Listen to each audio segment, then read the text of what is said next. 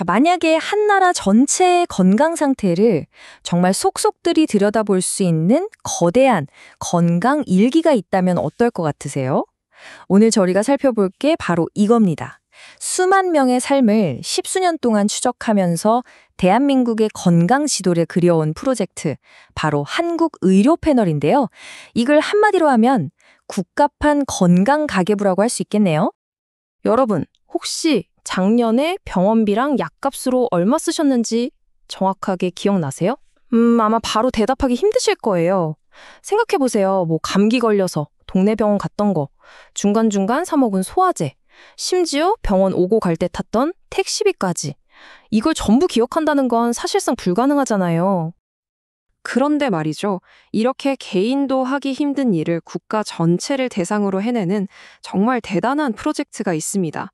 네, 바로 한국 의료 패널이 그 모든 질문에 대한 답을 가지고 있는 거죠.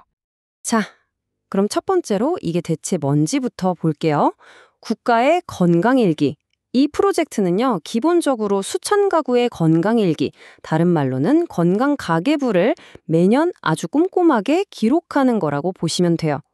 그리고 바로 이 엄청난 기록들 덕분에 대한민국 전체가 지금 건강 상태가 어떤지 그 지도를 그릴 수 있게 되는 겁니다. 이 한국 의료 패널은 패널 조사라는 방식을 쓰는데요. 이게 뭐냐면 그냥 어느 한순간 찰칵 사진 찍고 끝나는 그런 설문이 아니에요. 그보다는 똑같은 사람들을 아주 오랫동안 계속 따라가면서 찍는 일종의 다큐멘터리 영상 같은 거죠.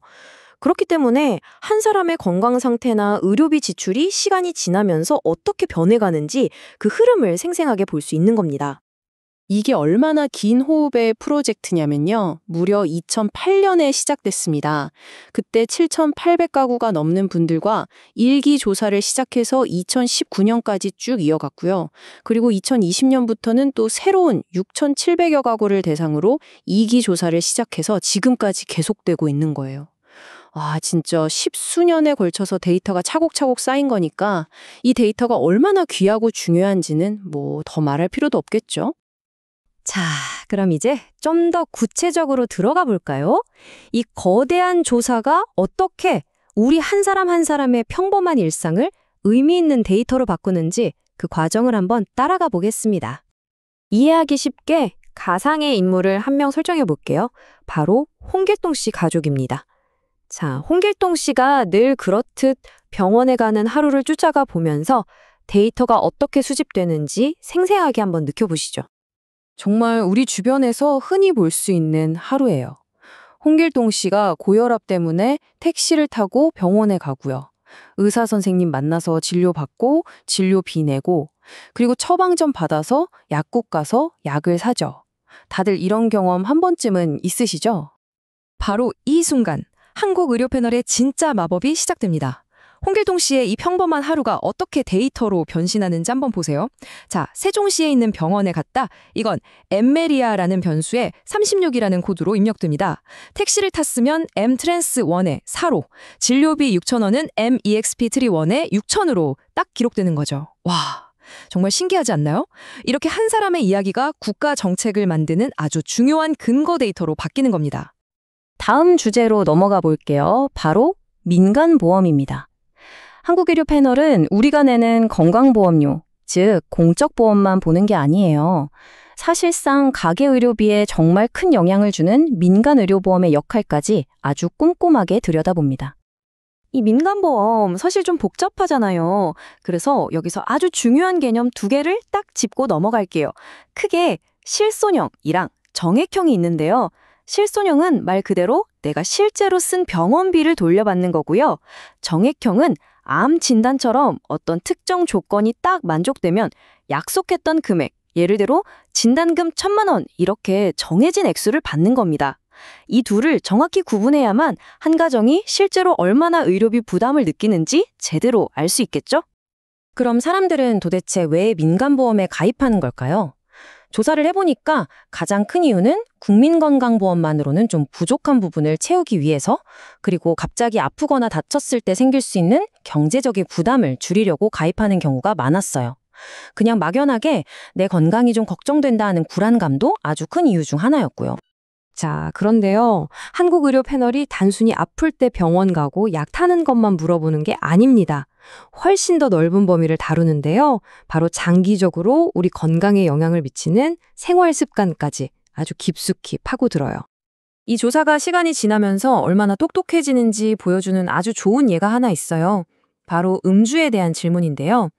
예전 1기 조사 때는 그냥 지난 1년 동안 술 얼마나 자주 드셨어요? 이렇게 딱 하나만 물어봤거든요. 근데 2기에서는 질문이 2개로 나뉩니다. 먼저 평생 술을 한 번이라도 마셔본 적 있으세요? 이걸 묻고 네라고 답한 사람한테만 그럼 지난 1년 동안은 얼마나 드셨어요? 라고 물어보는 거죠. 와, 이렇게 하니까 평생 술을 안 마신 사람이랑 마시다가 최근에 끊은 사람이랑 구분이 되잖아요. 훨씬 더 정확한 데이터를 얻을 수 있게 된 겁니다. 이게 끝이 아닙니다. 뭘 더 물어보냐면요. 요즘 많이 피우는 전자담배를 포함한 흡연 습관, 운동은 얼마나 하는지 같은 신체 활동, 스트레스는 얼마나 받는지 같은 정신건강 문제, 심지어 현재 삶의 질에 만족하는지까지 물어봐요. 또 아팠는데 병원에 못 간 적은 없는지, 처방받은 약은 꼬박꼬박 잘 챙겨 먹는지까지.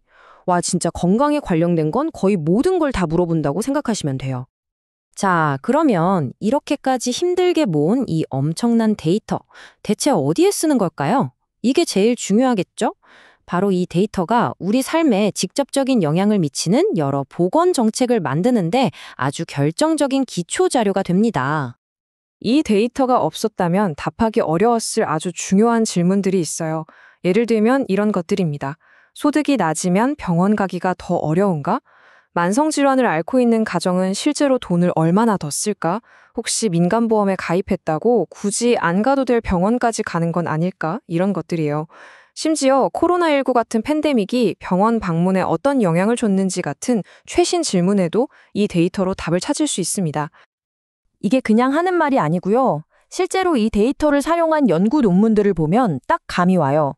예를 들면 이런 연구가 있습니다. 사람들이 건강 정보를 얼마나 잘 이해하고 활용하는지가 민간보험 가입이나 의료비 지출에 과연 영향을 줄까? 이런 깊이 있는 질문을 던지고 분석한 연구가 세계적인 학술지에 실리기도 했죠. 또 다른 연구도 볼까요?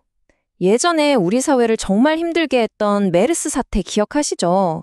바로 그 국가적인 위기 상황에서 민간 보험이 사람들의 병원 이용에 어떤 영향을 미쳤는지를 분석한 연구도 있어요. 그러니까 이 데이터는 과거의 경험에서 교훈을 얻어서 미래를 더 잘 준비하게 해주는 정말 귀중한 자료인 셈입니다. 결국 핵심은 이겁니다.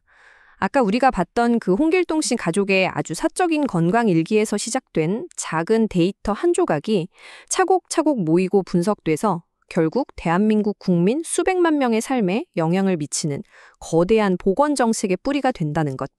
이 흐름 정말 대단하지 않나요?